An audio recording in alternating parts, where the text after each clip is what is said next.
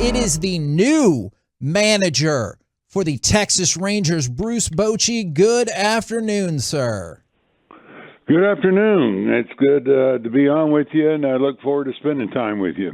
Absolutely. We love having you here, and got to know already, do you like this interview better because rain is not going to derail our conversation? Yep. How about that? That was a monsoon, and I kept hearing what a drought you guys were in here, and I just saw one of the worst rains I've seen in a while. So, I tell you what, it's all about adjusting on the fly, and we got through it.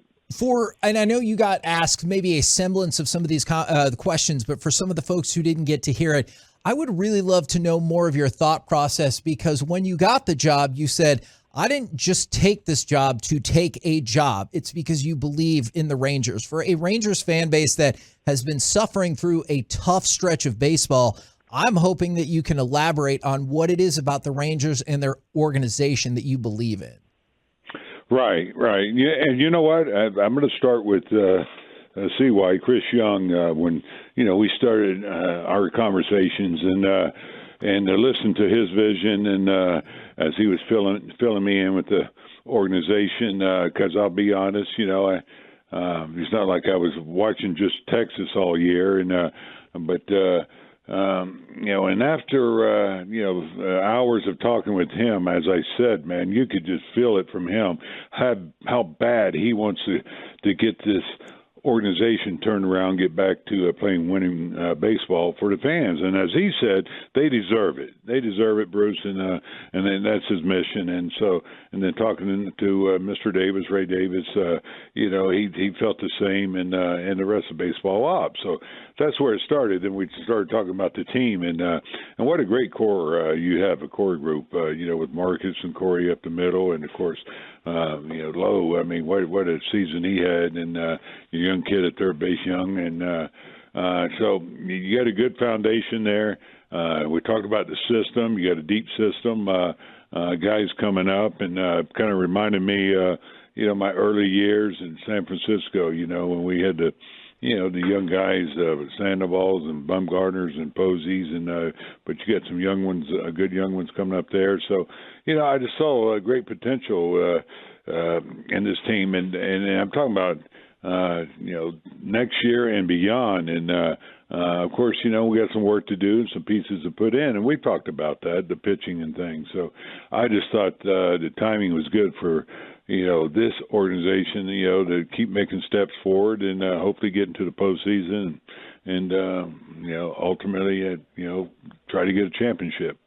Texas Rangers manager Bruce Bochy joining us right now. Boch, when it comes to the pitching development, I know right now it's probably maybe more Chris Young's job to find the AA, AAA pitching coach. When I was coming up, one of my favorite pitching coaches of all time was Carl Willis, and he helped me out tremendously to become a major league pitcher. So I know how important it is to have a premium AA and AAA pitching coach. How much, as the manager of the major league team, do you want to sit down with Chris Young and talk about who maybe you would want as a AA, AAA pitching coach to develop your Kumar Rocker, Jack Leiter, Cole Winn, all these guys that you really need to turn into, Matt Cain, Tim Lincecum, Mad Bum, and guys like that? Yeah, it's funny you bring this up because, we've had, a big part of our conversation was to develop pitchers. It's the most important position you can fill, not just on the major league level, but I believe in the minor leagues, as you just mentioned. I mean, the impact they can make, and as far as your development, and I haven't been here, and it's hard to explain, why you haven't developed quite as many pitchers as you would like, but as you know, man, it's a difference maker. And to answer your question, we have a pretty good list. We've already started it, and it's a pretty long list. I've given them names that I know, and really throughout the front office, we've all put in names. So not just talking about on the major league side, but also on the development side. But even on the major league side, you're not done. And so I want whoever's here, is going to have that mindset that, hey, they can get better. They're not a finished product. And so we want to continue that from the minor leagues up through, even when they get to the big leagues. Bruce Bochy joining us here on the K&C Masterpiece on 105.3 The Fan. How do you balance wanting guys to do their own thing versus having like a team structure and having those things coincide, or are they separate, or are they the same?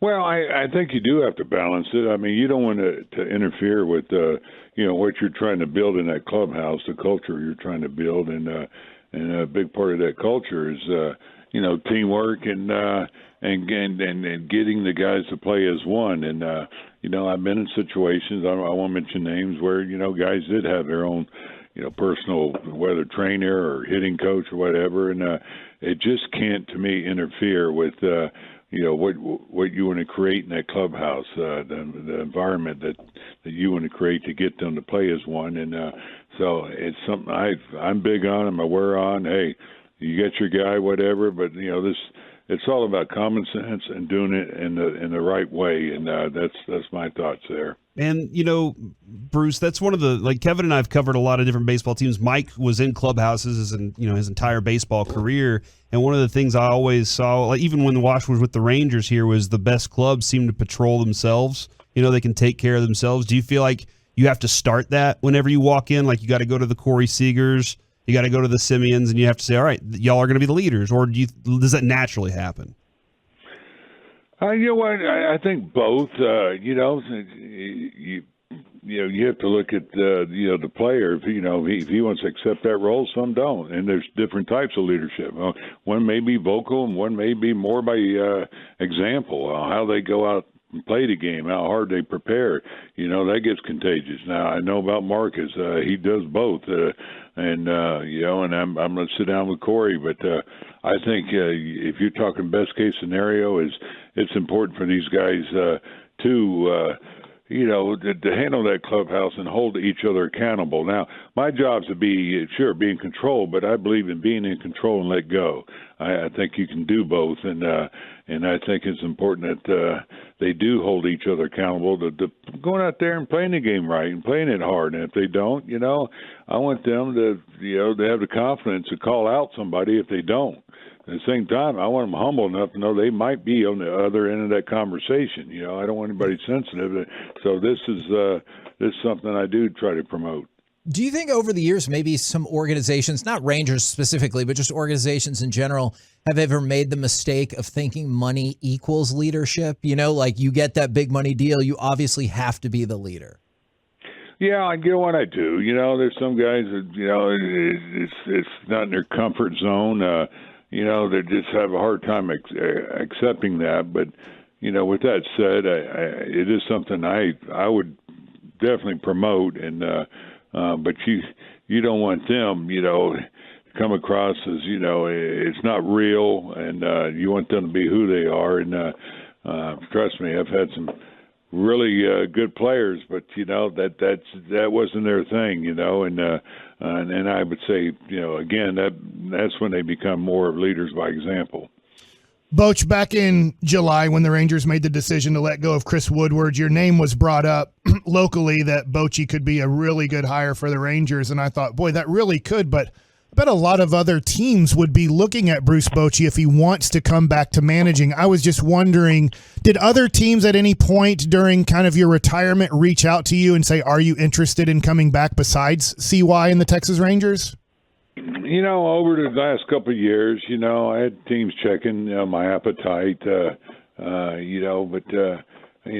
I mentioned, we're the itch was getting there, but it was just important for me to go to a place where I thought it'd be a right fit, and so the conversations again start with CY.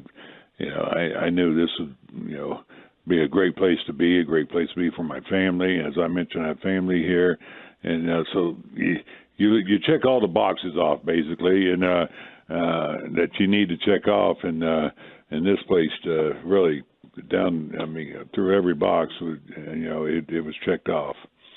When you talk about having family around here, our listeners, we carry the Rangers flagship station. They want to get to know you. What do you like about Texas, or what do you like about the Metroplex outside of baseball?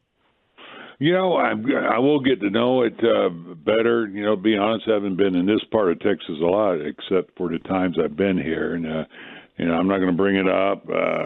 Appreciate that. Yeah, appreciate that.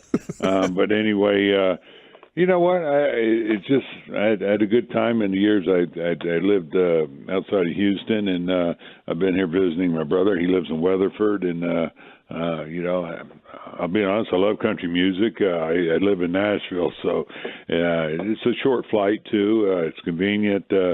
But I've heard nothing but great things from anybody who's lived here.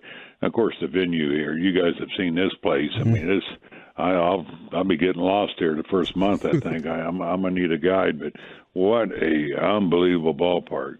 Since you lived in Nashville, is it true that place has been taken over and become the bachelorette party capital of the world? Yeah, you can come out there and check it out. Yeah, it is. I'll be honest, I don't get downtown Nashville on Broadway, man. It's busy, and it gets a little sloppy too. I live actually just below a little town, Franklin. Okay, yeah. And it's got everything I need, including music, great restaurants, and so it's kind of like a lot of us. If we live in the suburbs, we really don't go downtown that much. New Rangers manager Bruce Bochy joined us here on the K&C Masterpiece on 105.3 The Fan. Mike and I have a discussion pretty much every day about the way baseball's played now and the difference between, hey, we need home runs, and hey, getting on base is cool and it's helpful and it puts stress on pitchers. Have you blended the styles that are coming along in the new era of baseball, or is there a different way to look at that? Yeah, I think you have to look at your club. You have to, and you're talking about hitting. Yep. I think you have to adapt to your club. I don't think you cookie cutter guys, and you're going to put a launch angle on somebody that's really going to make them not as productive. Just like we got to control the strike zone, which I'm a big believer in. On the pitching side and the hitting side, patient, whatever. Well, let me tell you, we won some championships with two guys in the lineup that swung at everything. I'm talking about Sandoval, and of course you had Pence here. Yeah. Hunter could expend some. So you know what? It's about working with their strengths and obviously trying to make them better with what you want to do. I like a guy that can also handle the bat at times. Times you want contact. It's nice to have somebody up there that you have confidence are going to do that. Don't get me wrong. I love home runs, and I'll be the first one to high five somebody with that. So, but I guess my point is, you look at your lineup and you have to adjust to it. And I'm not going to ask somebody to do something that that they're not comfortable doing. But I will say, the patience, the strike zone awareness, it is a big part of the game. Will left-handed hitters become more valuable next year with the lack of shifting? No, I think so. I think that's fair to say. Sure. I imagine Corey. I saw where his numbers were as far as base hits taken away, and you know what? I'm good with it. I guess I should say that. I got Corey here who lost a lot of hits, but no doubt, the left-handed hitters are going to benefit from this. And but I will say, you're going to have your analysts. They're going to figure out ways still to be maybe a little bit more precise on where you're putting your second baseman or first baseman, and maybe taking some hits away. When we were talking about cookie cutters, I really like that approach on the hitting side about not having that. What are you looking for from your pitching staff? What do you want your pitching staff to look like? Yeah, you know what? More than anything, I love strike throwers. Yes. I mean, to me, that's what I look at, and not just strike throwers, but they can control the zone even on both sides. I mean, I got a chance to watch Perez, and man, it's a beautiful thing to watch. I know it's becoming a power game, and guys are winging it as hard as they can, but it's still you can't get away from somebody who's able to find a spot that they can control, whether it's down away or what quadrant. But hopefully they get to the point where they can work both sides or even all four quadrants. They have that great command, and that's my biggest thing. The deep counts and the walks. That's what catches up with you. I was very fascinated by the person in the presser that asked what jersey number that you're going to wear. But along those uniform-based lines, how easy was it to find you a fitted hat for the press conference and going beyond? I'm going to find out. I think there was a lot of scrambling going on, man. I tell you, they were a little worried, and they had an 8 for me, and I panicked. I went, "Oh no, 8's not going to work." And he said, "No, we got one a little bigger just in case," and it fit perfect. So, great job here by these guys. Well, I've let all the managers know that have come through Texas while I've been in the media, Boch, that if you start having hitters struggling, I had to look this up real quick, but I did give up 41 home runs in 216 innings, so I'm always available to give your hitters confidence when you need it. You just give me an L screen, and they'll go to town. Oh, man, you can't beat a confidence builder, so please, yeah, I'll be calling you, sure. That's funny. That's funny. I obviously, you like pitching on that upper bar, too. Well, we appreciate the time. We're very happy to have you as part of the club, and we're looking forward to talking with you every single week once the season gets started. Hey, guys, back at you. Likewise, and, again, I'm excited, and I look forward to seeing you guys at the ballpark.